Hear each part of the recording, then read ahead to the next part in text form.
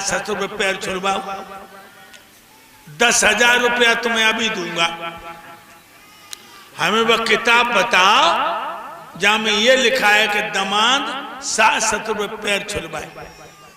अरे तुम तो मामा तक पे पैर छुड़वाती हो।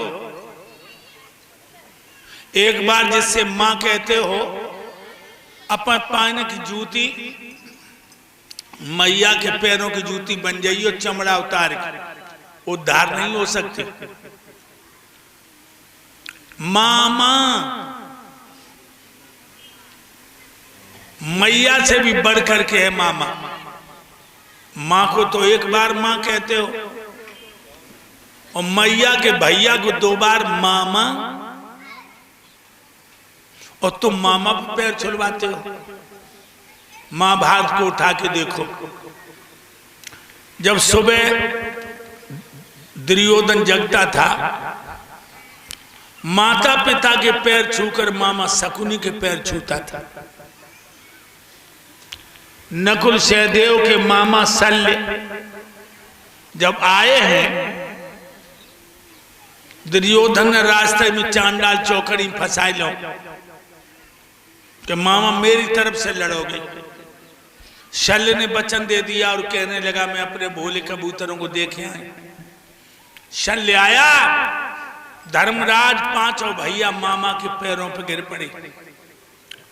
मामा शल्य कहने लगे धर्मराज पैर छोड़ दो, अब ये मामा नहीं है दुश्मन है।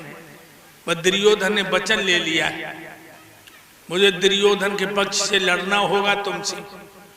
तो धर्मराज कहने लगे मामा वचन मत तोड़ो, लेकिन बस मेरा एक निवेदन है कि जब कर्ण और अर्जुन का मुकाबला हो तो तुम कर्ण के मनोबल को गिराते रहना। शल्य कहने लगे हाँ ये वचन है। फिर 5 पांडवों ने पैर छुए, मामा को विदा किया।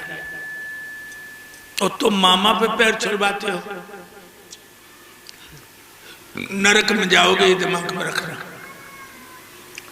हम अपने सास ससुर के पैर छूता हूं, बड़े साले के पैर छूते, लेकिन वो हाथ पकड़ लेते हैं, छुला नहीं देते। अपने मामा के पैर छूता हूं, अपनी मामी के पैर छूता हूं। 4 माँ हैं, अपनी माँ, गुरु की पत्नी माँ, मित्र की पत्नी माँ और सास, 4 माँ हैं। अब आप लोग सोच रहे होंगे कि यह कहां लिखी है कि दामाद पैर छुए, तो जतमई रामायण में लिखी है। सासु समीप गए 2 भाई, और फिर बंद पग आशीष पाई। राम लक्ष्मण जनक की पत्नी सुनैना अपनी सास के पास गए, दोनों भाइयों ने पैरों को वंदना की, चरण छुए, तो सुनैना ने दोनों दमादन को आशीर्वाद दो। रामायण में लिखा है। लेकिन तुम उल्टे काम कर रहे हो। अभी हम जिला संभल में कथा कहने गए मुरादाबाद के पास, तो बोल रहे थे, तो एक बुजुर्ग खड़े होकर बोले कि स्वामी जी हमारे यहाँ ऐसा नहीं है, हमारे यहाँ दामाद आता है सास ससुर के पैर छूकर बड़ी साली के पैर छूता है।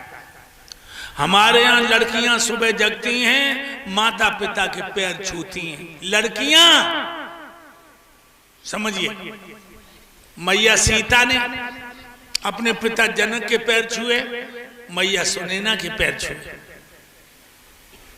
ये लड़कियां जो है ना माता पिता पे पैर छुलवाती, इनको पाप लगता है।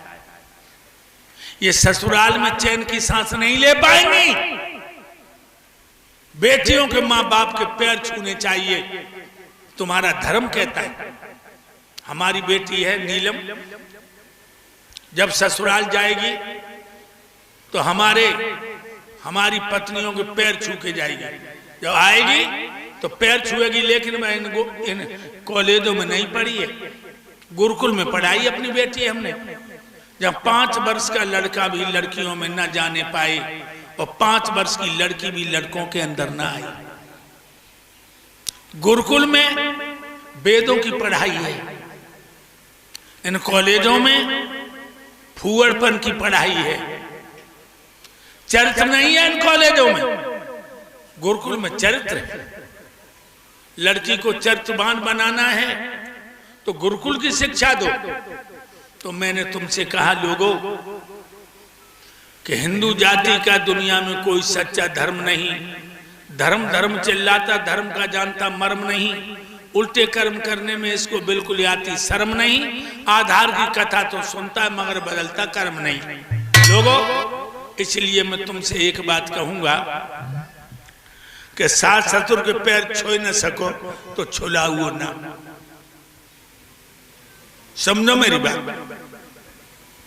सास ससुर के पैर छू न सको तो छुलाओ ना। मामा मामी के पैर छू न सको तो छुलाओ ना। और बेटियों, तो माता पिता के पैर छू न सको तो छुलाओ ना। सत्य को समझने की कोशिश करो बेटियों।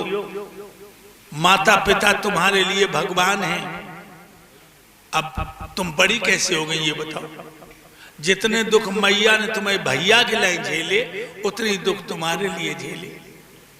जितने दुख तुम्हारी मैया ने बेटा के लिए झेले, उसका मलमूत्र उठाया तो तुम्हारे भी मलमूत्र मैया ने साफ किया है। और तुम उस मैया से पैर छुड़वाती हो?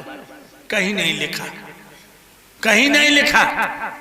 इसलिए बेटियों, सुबह उठ करके माता पिता को नमस्कार कर लो, पैर न छुओ तो ध्यान रखना लोगों। भागवत सुनने आए, ढोल मजीरा नहीं।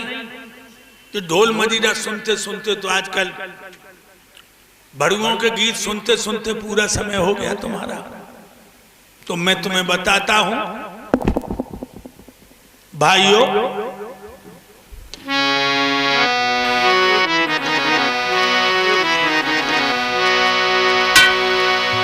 चरित्र और आचार तुम्हारा था मशहूर जमाने में,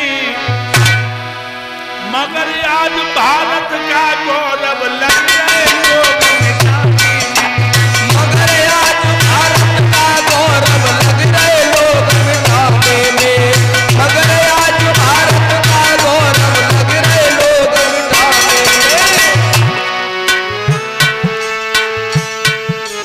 और चरित्र और आचार तुम्हारा था मशहूर जमाने में।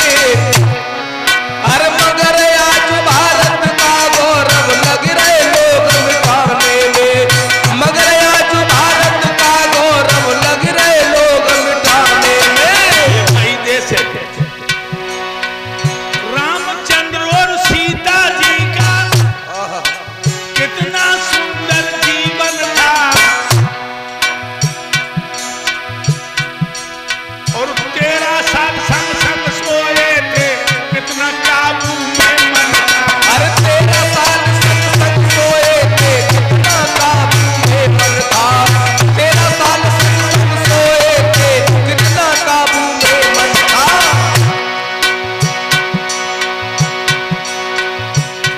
और बताऊं, 13 साल राम और सीता एक साथ सोए। मन पर कितना कंट्रोल था दोनों का।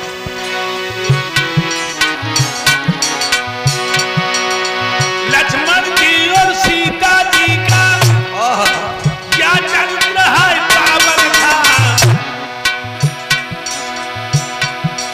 और धन्य उर्मिला लक्ष्मण की पत्नी, कितना काबू में मन था। धन्य उर्मिला लक्ष्मण जी की कितना काबू में मन था।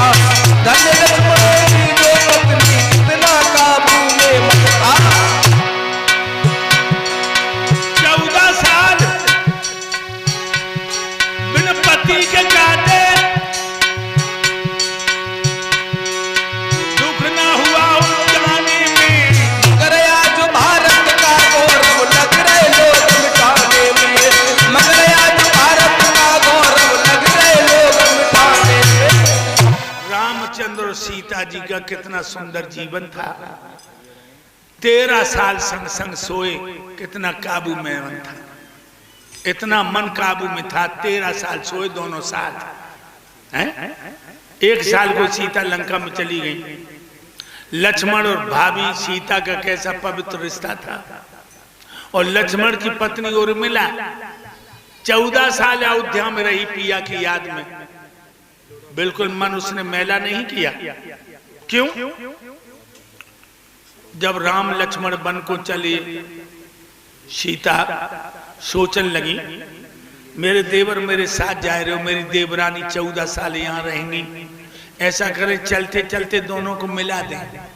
सीता ने सोचा, उर्मिला को एक कमरा में बिठा दिया, लक्ष्मण की पत्नी को, और लक्ष्मण से कहा कि लक्ष्मण हाँ वह कमरा में दोना रखे, सो दोना उठाए लाओ जी। सखियां अयोध्या खड़ी ने प्रसाद दिए। लक्ष्मण को पता नहीं था कि भाभी ने मेरी पत्नी उर्मिला बैठा दी।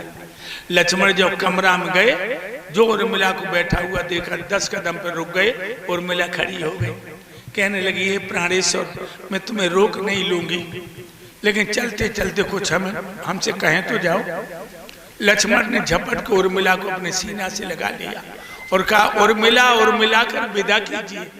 हे उर्मिला, हमें अपने उर से मिलाकर विदा कीजिए, अभी मैं तुम्हारे लायक नहीं हूं।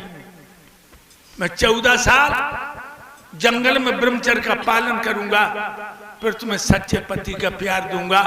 उर्मिला उर्मिला कर विदा कीजिए। तो उर्मिला ने पैर छू के कहा कि जाओ, मैं तुम्हारे इंतजार करूंगा। लोगों, ऐसी ऐसी देवियां जब देश के अंदर हुई हैं, तो आज तुम